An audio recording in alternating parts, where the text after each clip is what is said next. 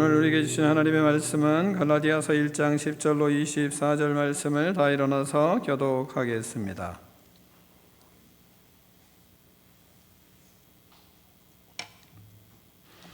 갈라디아서 1장 10절로 24절입니다. 이제 내가 사람들에게 좋게 하랴 하나님께 좋게 하랴 사람들에게 기쁨을 구하랴 내가 지금까지 사람들의 기쁨을 구하였다면 그리스도의 종이 아니니라.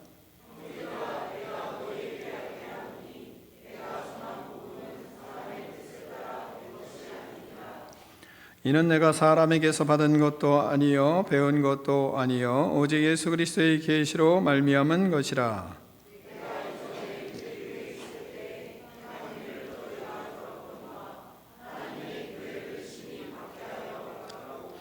내가 내 동족 중 여러 연갑자보다 유대교를 지나치게 믿어 내 조상의 전통에 대하여 더욱 열심히 있었으나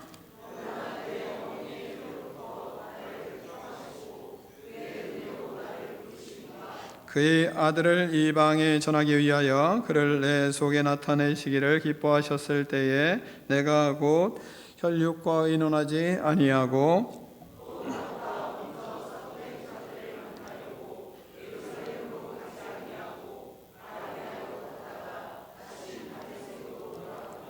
그 후 3년 만에 내가 게바를 방문하려고 예루살렘에 올라가서 그와 함께 15일을 머무는 동안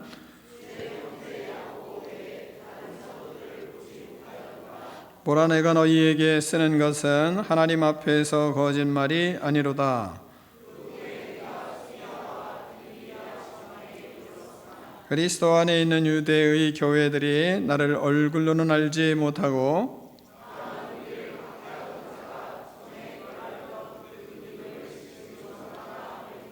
함께 있습니다. 나로 말미암아 하나님께 영광을 돌리니라. 아멘. 하나님의 말씀을 들고 우리의 고백을 하나님께 올려드리겠습니다. 주의 말씀은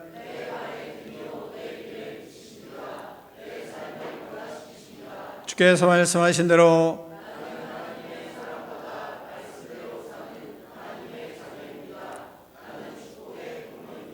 오늘도 주의 말씀에 말씀하여 주옵소서. 아멘. 다 자리에 앉겠습니다. 말씀의 제목을 두 번 크게 읽습니다. 시작.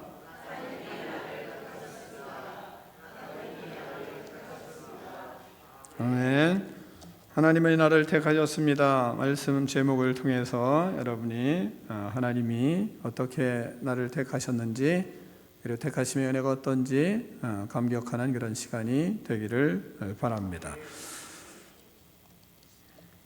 여러분은 언제가 가장 행복했습니까? 또 언제가 가장 행복합니까? 그런 생각을 할 때가 있습니까? 나는 이때가 제일 행복하다. 이런 생각합니까?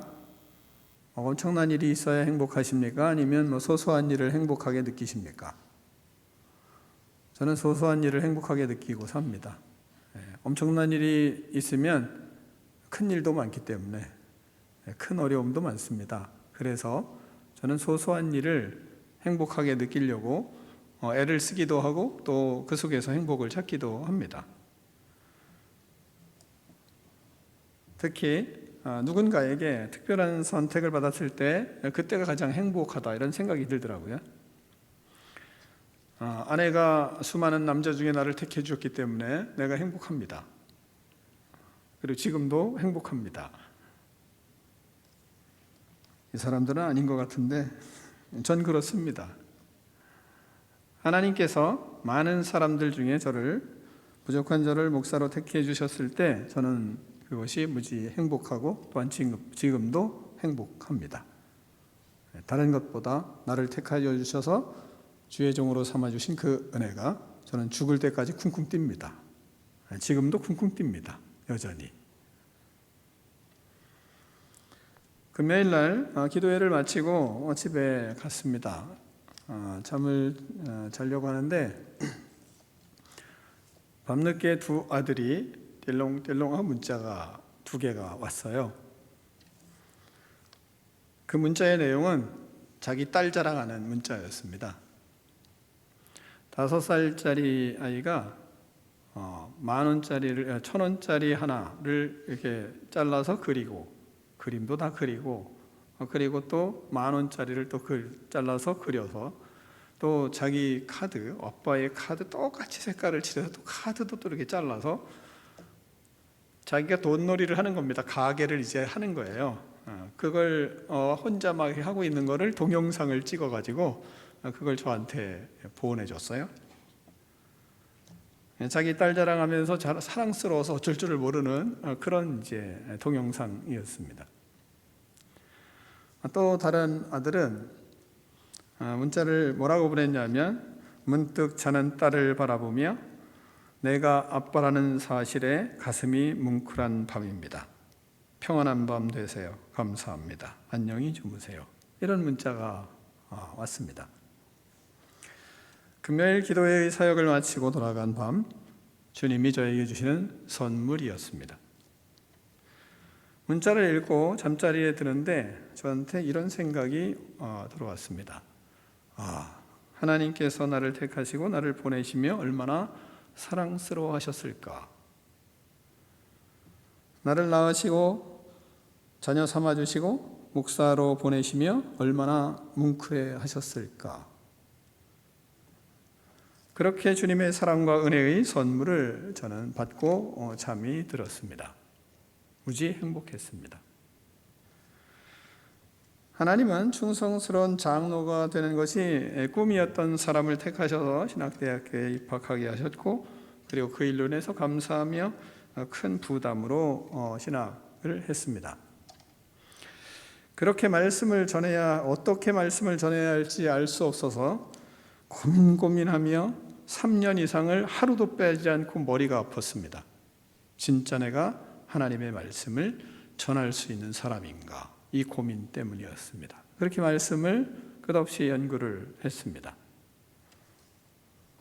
그런 중에 폐결핵을 2번을 앓고 몸이 아파 쓰러진 그런 시간들을 통해서 하나님은 위대한 하나님의 말씀을 어떻게 받아야 하는지, 또한 진짜 목사로서 말씀의 꿀을 잘 먹일 수 있을지, 3년 동안 끊임없이 말씀을 씨름하며 그 말씀에 어떻게 해야 사로잡혀 하나님의 뜻을 제대로 가르칠 수 있는지 고민하며 머리 아파했습니다.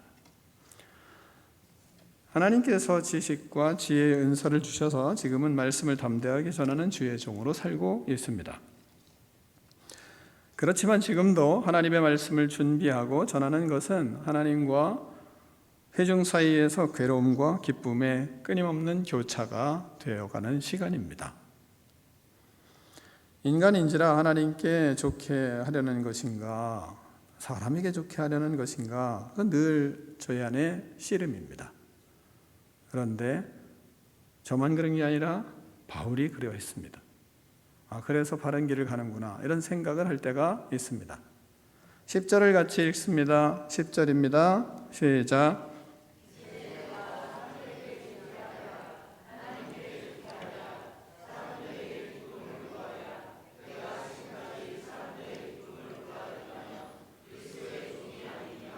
아멘.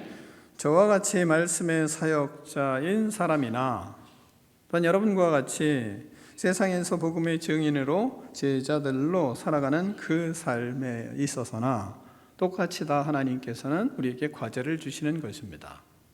다 피차 전하서도 여러분도 과제입니다. 나는 사람들에게 좋게 하는 삶인가? 나는 하나님을 좋게 하는 삶을 살아가고 있는가? 나는 사람들에게 기쁨을 구하는 삶을 사는가? 하나님께 기쁨을 구하는 삶을 사는가? 나는 하나님께 인정받는 삶을 살려고 하는가? 사람들의 인기를 누리고 싶어서 안달이며 살아가고 있는가? 끝없이 우리 안에는 과제입니다.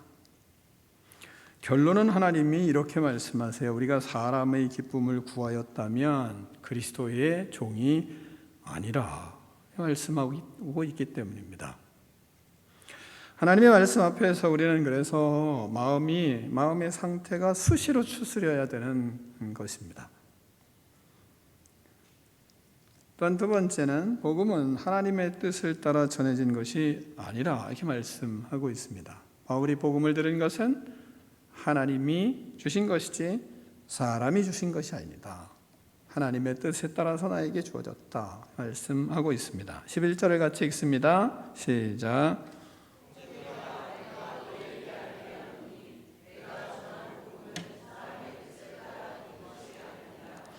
아멘. 바울에게 복음은 사람의 뜻에 따라서 된 것이 아니었습니다. 복음은 사람에게서 난 것이 아니었습니다. 사람으로 받은 것이 아니었습니다. 복음은 사람에게서 배운 것도 아니었습니다. 다만 바울에게 복음이 사람에 의한 것이라면 그러면 그것은 죽어마땅한 죄일 것입니다. 그러나 바울에게는 사람에게 주어진 복음이 아니고 예수님이 친히 그에게 주신 복음이었습니다. 바울이 자신에게 복음이 사람에게서 했다면 그는 반드시 죽어야만 되잖아요. 13절로 14절 보면 이렇게 말씀하세요. 내가 이전에 유대교에 있을 때 행한 일을 너희가 들었거니와 하나님의 교회를 심히 박해하여 멸하고 내가 내 동족 중 여러 연갑자보다 유대교를 지나치게 믿어 내 조상의 전통에 대하여 더욱 열심히 있었으나 이렇게 말하고 있습니다.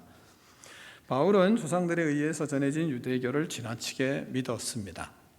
그래서 그는 동족들보다 전통에 더욱 열심이었습니다. 열정이 대단했습니다. 그 결과 예수 그리스도를 믿는 믿음의 교회, 하나님의 교회를 아주 박해했습니다. 그리고 많은 사람들을, 그리스도인들을 죽였습니다. 그러면 사람에게 받은 것이었으면 그 사람의 방법대로 바울을 대해야 되잖아요. 바울을 어떻게 대해야 됩니까? 죽여야죠. 박해하고 돌 던져서 바울을 죽여야 되지 않겠습니까? 그러나 바울이 죽지 않고 살아나는 이유가 뭡니까? 그것은 하나님이 자신에게 복음을 주셨기 때문에, 사람의 뜻으로 되는 것이 아니었기 때문에.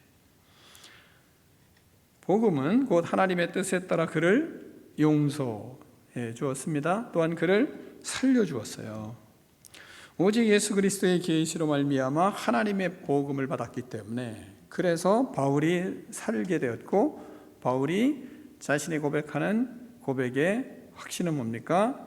나에게 복음은 하나님이 주셨다. 하나님께서 그런 나를 세워주셨다. 박해했던 나를 오히려 전도자로 세우신 것에 대해서 그는 고백하고 있는 겁니다. 그래서 12절에 그렇게 말씀하는 거예요. 12절을 같이 읽습니다. 시작.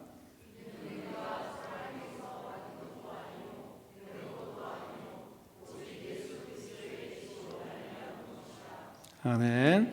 하나님은 바울을 택하시고 태에서부터 바울을 택하셔서 잉태하게 하시고, 태전부터 이미 태초부터 하나님께서 바울을 계획하셨고, 또한 바울을 잉태하게 하셨고, 그리고 태에 있는 그 바울을 택하셔서 예수 그리스도를 이방인에게 전하는 사도로 택해 주셨다 이 말하고 있습니다. 15절과 16절이 그 말씀이에요. 15절과 16절을 교독합니다. 그러나 내 어머니의 태로부터 나를 택정하시고 그의 은혜로 나를 부르시니가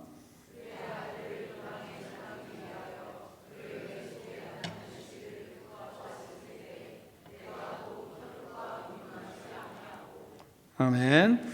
하나님께서는 나를 어머니의 태로부터 택해 주셨습니다. 고백하고 있습니다. 바울을 하나님이 예정하셔서 잉태하게 하셨고, 그리고 바울을 사랑하셨고, 그 사랑으로 그 은혜를 받아 하나님께 부름을 받았습니다. 장세전부터 그를 택하셔서 부르셔서 그를 구원하여 주셨습니다. 그리고 사명자로 하나님이 택하여 주셨습니다. 그러면서 바울이 그래서 나는 그래서 이방인의 사도가 되기 위하여 준비된 자다 이 말하고 있는 겁니다. 그것을 나에게 알려주시기 위해서 내가 다메섹 도상으로 올라갈 때 그때 예수님이 자신에게 나타나기를 너무 기뻐하셨다. 자신에게 나타나셔서 예수님께서 친히 복음을 우리에게 자신에게 주셨다. 나는 지금 사도로 부름을 받은 것에 감사하고 주님을 따르는 그런 사도다라는 것을 그는 말씀을 하고 있는 겁니다. 자신이 사람에게 택한 것이 아니고 이미 잉태하기 전부터 하나님께서 나를 택하여 주시고 이렇게 사도로 세워주셨다. 사람이 한 것이 아니다. 하나님이 나를 택하여 주시고 나를 구원해 주셨다. 그래서 그는 하나님과의 관계를 가장 먼저 하며 살아간다. 이걸 우리에게 말씀하고 있는 겁니다. 사람이 택하였으면 사람을 찾아가겠지만 그러나 하나님이 나를 택하여 주셨기 때문에 자기는 하나님을 찾아간다. 이런 얘기예요. 그래서 본문에서 뭐라고 얘기합니까? 내 그를 16절에 그를 내 속에 나타내시기를 예수님이 나타나셔서요 기뻐하실 때에 내가 곧 혈육과 의논하지 아니하였다. 이 말하고 있습니다. 다시 말하면 혈육을 찾아가지 않았다. 나는 혈육과 의논하거나 상의하거나 혈육을 의지하지 않았다. 왜? 하나님이 나를 택하여 주셨기 때문이다. 그래서 하나님과의 관계성을 먼저 한다. 이걸 강조하고 있는 겁니다. 하나님의 부르심을 받아 사도 이방인의 사도로 가는 것이기 때문에 사람을 의지하지 않습니다. 사람의 뜻을 따르지 않습니다. 하나님의 말씀에 의해서 깨닫고 말씀에 순종합니다. 나는 그 일을 먼저 하기 시작했습니다. 이걸 우리에게 가르치고 있는 겁니다. 우리는 하나님의 자녀가 되어 일할 때 어떻게 시작하십니까? 우리는 어떤 일을 할 때 하나님께 먼저 찾아갑니까? 아니면 사람을 먼저 찾아갑니까?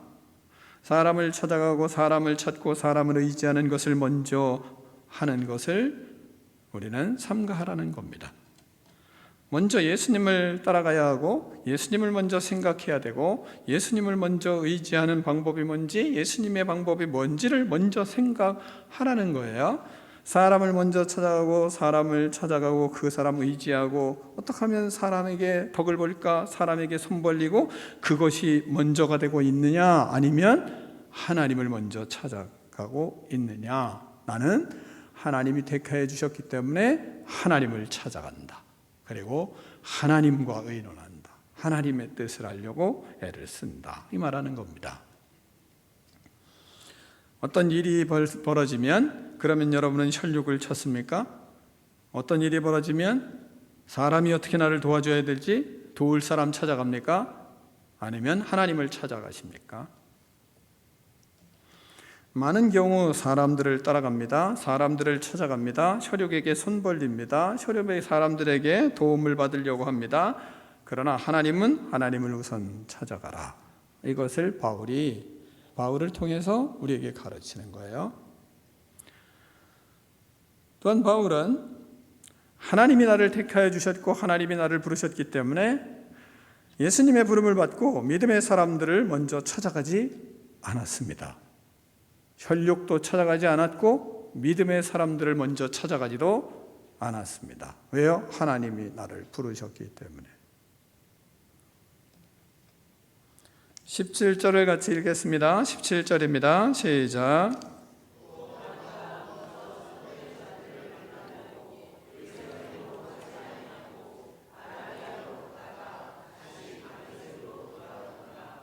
아멘. 하나님께 충성하는 사도들도 먼저 사역을 하고 있었습니다. 예루살렘의 11명의 제자들이 왕성하게 사역을 하고 있었습니다. 그런 중에 바울이 부름을 받았습니다. 그러면 예루살렘으로 찾아가서 그 사도들을 만나고 그 다음에 어떻게 사역을 해야 될지 어떻게 일해야 될지 그걸 배우러 가려고 할 거 아니겠어요? 일반적으로. 그런데 하나님이 부르셨기 때문에 그걸 하지 않습니다. 그게 우리에게 바울이 권하는 거예요. 먼저 사도된 자들을 만나려고 예루살렘으로 가지 아니하였다 말하고 있는 겁니다. 사람 때문에 사람을 먼저 찾아가고 사람을 통해서 나를 하나님이 택하여 주셨으니까 그러니까 먼저 높은 위치에 있는 사람들 찾아가서 그 사람들과 어떻게 왕래를 하고 관계를 좋게 하고 그러면서 일하는 것이 인간들의 대체적인 철칙이라고 할 수 있잖아요. 그런데 하나님께 부름을 받고 하나님의 일을 하는 하나님의 사람들은 뭘 하는가? 하나님을 먼저 찾아가야지 의식이 사람을 먼저 찾아가는 그런 성향을 이 본문은 우리에게 제고하는 거예요. 우리는 어떤 생각으로 살아가고 있습니까? 다시 말하면 어떤 일을 하는데 그 다음에 일을 무엇으로 하는가? 정치적인 스타일로 일을 하는 것입니다. 정치적인 행동을 가지고 일하려고 하는 것을 삼가해야 될 것을 우리에게 가르치고 있는 거예요. 예수님을 믿고 믿음의 길을 걸어갈 때 하나님이 나를 택하였고 하나님이 나를 세우셨으면 그 하나님이 일을 하시는 거지 내가 일할 것이 아니고 내 능력으로 하는 것이 아니라 하나님이 할 수 있도록 하나님과의 관계를 바로 해야 하는 것을 우리에게 우선순위에 둘 것을 본문은 우리에게 가르치고 있습니다. 하나님의 깊은 관계 속에 하나님의 인도에 살아가는 사람이 되어야 한다는 것을 우리에게 가르치는 거예요. 하나님의 말씀을 알아야 하고 하나님과 함께하는 것을 알아야 하고 하나님의 인도가 무엇인지를 알아야 하고 하나님의 이끄심이 무엇인지를 알아야 하고 말씀이 나에게 어떻게 말씀하고 있는지를 알아야 하고 그것을 먼저 해야지. 그래서 하나님과의 관계를 먼저 할 줄 아는 사람이 되지 않고 사람 찾아가고 혈육 찾아가고 그리고 사람 찾아가서 길을 찾으려고 하고 하는 이 스타일을, 이 믿음의 모습을 하나님은 고치라 말씀하고 있는 거예요. 주님께서 나를 부르셨기 때문에, 그러니까 주님이 부르셨으니까 주님께로 가면 주께서 길을 보여주실 것이고 방법을 알게 하실 것이고 그리고 하나님의 뜻을 어떻게 이루어 가야 할지를 알게 하실 거 아니겠어요? 그러니까 하나님께서 어떻게 하실지, 어떤 방법으로 우리를 이끌어 가실지, 하나님이 어떤 모습으로 나를 인도하실지 분명히 가르쳐 주실 거 아니겠어요? 왜? 하나님이 택하여 주셨으니까. 그 시간이 하나님과 그 뜻을 알 수 있는 영적인 눈이 열리는 시간이 우리에겐 절대로 필요하다는 것을 우리에게 가르쳐주고 있는 겁니다. 그 후에 사람과의 관계도 이어질 수 있는 거예요. 그 이후에 절대 사람을 무시하라 이런 말씀이 아니에요. 우선순위가 절대적으로 하나님이 되어야 된다는 것을 우리에게 가르치고 있는 겁니다. 근데 이건 힘이 들죠. 어려워요. 하나님과의 관계가 형성되지 못하게 하는 주범이 뭔지 아세요? 형제요, 자매요, 부모요, 그리고 친척이요, 가까운 사람이에요. 왜? 그 사람들을 의지하려는 성향이 먼저 우리에게 발동하기 때문에 이것을 뒤로 미루고 하나님의 뜻을 따르는 길을 먼저 터득할 수 있도록 하기 위해서 바울은 아라비아로 간 겁니다. 그래서 본문에서 뭐라 그럽니까? 자기는 사도들을 만나러 가지 아니하고 아라비아로 간 겁니다.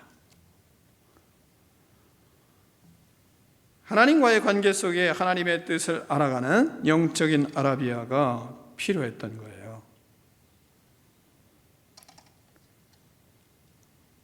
여러분 한번 생각해 보십시오. 바울이 예수님을 만났습니다. 만나고 났는데 그는 모든 공문을 가지고 다메섹으로 올라가는 과정이었어요. 그곳에서 하나님을 만났어요. 그런데 그 사람이 다메섹으로 공문을 가지고 갔으면 그러면 그 속에서 일을 해야 되고 일하고 난 다음에 보고가 돼야 될 거 아니겠어요?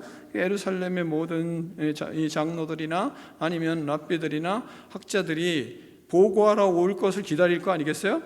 근데 오지 않으니까 이 바울의 상황을 알았겠어요? 몰랐겠어요? 다 알죠.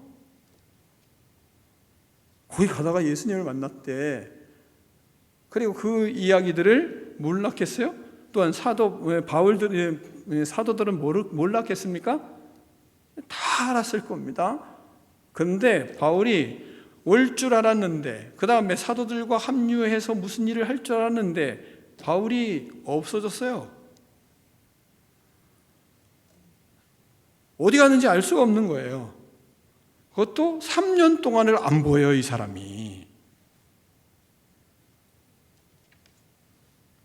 그러니까 우리에게 하나님이 주시는 메시지를 우리는 들을 수밖에 없잖아요. 뭔가 하나님 만나고 나면 그 다음에 금방 간증하고 금방 뭐 사람들에게 난리치고 사람들에게 자기 잘났다고 하고 뭐 이러면서 조금 있다간 방송도 나올까 뭐 여기저기 또 나오면서 떠버리고 그래야지 살잖아요. 이 시대에. 그렇잖아요? 근데 사라졌다니까요. 3년 동안 사람이 없어졌어요. 그러면 이 본문을 우리에게 하시는 말씀은 도대체 뭐겠어요? 우리는 그렇게 안 해도 될까요? 우리는 더 해야 되지 않을까요? 하나님과의 관계 속에 하나님의 뜻을 알고 하나님이 어떻게 일하시는지, 어떻게 하나님이 역사하시는지, 하나님의 말씀 앞에 내가 어떻게 순복하고 순종해야 되는지 우리는 영적 아라비아가 필요한 거예요. 고독의 아라비아가 필요해요. 주님과 침묵의 아라비아가 필요한 것입니다. 광야의 깊은 교제의 시간이 필요한 거예요. 왜요? 자기를 벗고 자기를 버리고 자기가 죽고 예수 그리스도가 나를 통하여 다시 사는 그런 영적 아라비아 시간이 우리에겐 절대로 필요해요. 바울에게 아라비아의 3년이 필요했어요. 그러면 바울이 3년에 절대 사람들 안 만나고 하나님과 함께하는 시간 3년이 오롯이 필요했다면 우리는 적어도 10년이 필요하다고 생각해요. 아니 20년이 필요하다고 생각해요. 하나님과의 깊은 교제가 있어야 하나님의 마음이 우리의 마음을 지배하고 하나님의 뜻이 무엇인지를 알고 일할 수 있어요. 여러분, 이 나라의 교회가 왜 이렇게 힘들어합니까? 아라비아를 갔다 온 사람이 없기 때문이에요. 주님과의 만나는 십자가의 신앙이 없어요. 주님과의 교제하는 아주 각고의 노력을 하는 사람이 없어요.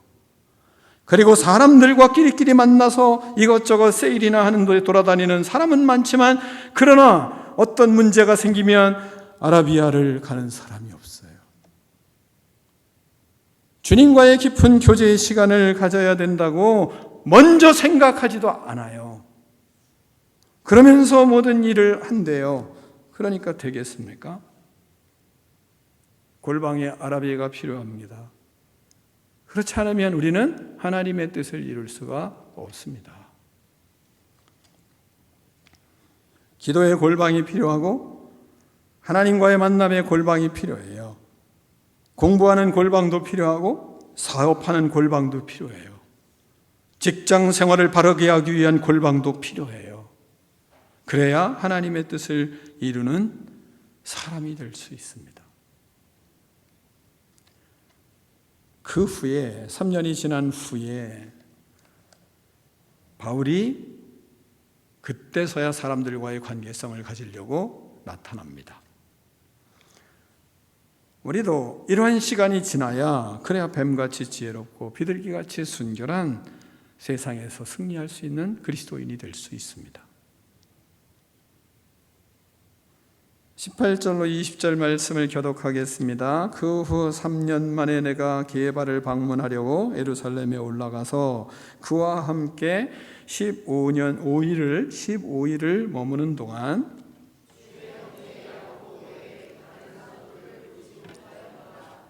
아멘. 이제 3년이 지난 그 후에야 게바를 만나러 베드로를 만나러 예루살렘에 올라갔습니다. 베드로와 15일 동안을 같이 있었습니다. 그리고 그의 동생, 주인님의 동생, 예수님의 동생 야고보와 교제를 만났습니다. 교제를 했습니다. 다른 사도들은 보지도 못했습니다. 그러면 3년 만에 짠 나타났더니 사람들이 막 열광하고 환호성을 울리고 많은 사람이 뭐 잔치를 베풀고 그러면서 환대했나요? 아니에요. 너무 초라한 대접을 하고 있는 겁니다. 베드로하고 있었지만 야고보는 만났지만 다른 제자들은 만나지도 못했습니다. 그리고 내려왔습니다. 우리가 3년 동안 하나님 앞에 부지하게 10년 동안 자신을 내세우지 아니하고 주님 앞에서 자신이 훈련되고, 그리고 하나님의 이 골방의 아라비아가 나에게 필요해서 그 광야 생활이 있고 주님과의 교제 생활이 있고 하나님과 깊은 믿음의 시간이 있은 다음에 나타나면 모든 사람이 환영하나요? 일이 잘 풀리나요? 그렇지 않습니다. 전과 별 차이 없습니다. 그러나 하나님을 만나고 하나님의 뜻을 아는 사람은 그렇게 사람들이 대접하더라도 문제가 되지 않는 사람이 됐기 때문에, 그래서 하나님의 일꾼이 되는 것입니다. 이렇게 대접하든 저렇게 대접하든 관계가 없습니다. 이 사람이 뭐라 그러든 저 사람이 뭐라 그러든 관계가 없습니다. 내 문자를 씹든지 않든지 관계가 없습니다. 왜요? 하나님이 나를 부르셨지 그 사람이 나를 부른 것이 아니기 때문입니다. 우리는 주님이 나를 부르시고 주님이 나를 택하시고 주님이 나의 삶을 책임지시는 이 믿음이 있으면, 그 믿음을 가졌으면, 그래서 우리는 아라비아가 반드시 필요합니다. 어떤 일이 벌어지면 먼저 기도하려고 하고, 어떤 일이 벌어지면 먼저 주님 앞에 서려고 하고, 어떤 일이 벌어지면 주님과의 교제가 더 깊이 이루어지기 위한 과정으로 생각하는 그 아라비아가 있을 때, 그럴 때 우리는 세상에 어떤 사람들이 뭐라 그러든, 교회에 어떤 사람이 나를 뭐라고 하든 그것이 나에겐 깊이 상처까지 되지는 않는 겁니다. 우리는 그래서 아라비아가 필요합니다. 이 문제 저 문제 생기는 이유가 뭡니까? 그것은 곧 나에게 아라비아가 없기 때문이에요. 주님과의 깊은 교제가 없기 때문에 이것도 상처, 저것도 상처, 저것도 문제, 이것도 문제인 겁니다. 사랑하는 성도 여러분, 주님 앞에 우리는 구원받은 하나님의 백성이요, 주님이 나를 택하신 주의 백성이고, 주님께서 나를 책임지시는 분이고, 주님께서 나의 인생의 하나님이세요. 뭐 다른 게 필요하겠습니까? 근데 이 믿음이 되려면 아라비아가 우리에겐 필요해요. 조용히 아라비아로 내려가시는 은혜가 이 사순절 기간에 여러분에게 반드시 일어나기를 간절히 축원합니다. 그래서 주님이 말씀하시는 거 아니겠어요? 사람에게 좋게 하랴, 하나님께 좋게 하랴, 사람에게 기쁨을 구하랴. 내가 지금까지 사람의 기쁨을 구하였다면 그리스도의 종이 아니라 하는 바울의 고백이 저와 여러분의 고백이 되기를 축원합니다. 기도하겠습니다. 하나님 아버지 감사합니다. 우리는 주님께 부름을 받고 사람을 의지하며 살아가는 어리석음이 너무 많았습니다.